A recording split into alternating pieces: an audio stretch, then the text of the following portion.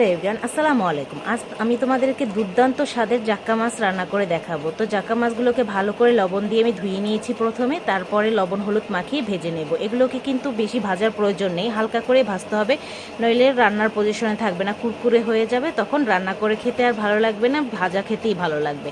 তাই এক পিঠ আমি হালকা ভেজে নিয়েছি, অন্য পিঠও সেম করেই ভেজে নেব। তারপরে যেহেতু আমি তেল একটু বেশি দিয়েছি, ওই মাছের তেলটা দিয়ে আমি রান্না করব। তো আজ আমি বাটা মশলাই দিব। তার আগে আমি আলুগুলো কেটে নিয়েছি, মিডিয়াম সাইজের দুটো আলু দিয়েছি, সেগুলো খোসা ছাড়িয়ে কেটে ধুয়ে নিয়েছি। তারপরে দিয়ে দিলাম পেঁয়াজ বাটা এবং রসুন বাটা। পেঁয়াজ বাটা দিলে হয় কি তরকারিটা একটু ঘন হয়। তো পেঁয়াজ রসুন বাটা দেওয়ার পর হলুদ গুঁড়ো, মরিচ গুঁড়ো, স্বাদ মতো লবণ, তারপরে একটু নেড়ে আবার দিয়ে দিলাম ধনিয়া গুঁড়ো এবং জিরা গুঁড়ো দিয়ে একটু পানি দিয়ে দেবো, যেহেতু অল্প তেল, পানি দিয়ে ভালো করে মশলাটা কষিয়ে তারপর আলুটা এর ভিতরে আমি কষিয়ে নেব। মাঝখানে বলবো, অন্যের ভিডিও দেখলে যদি তোমার পেজ বা আইডিটি বড় হয় তাহলে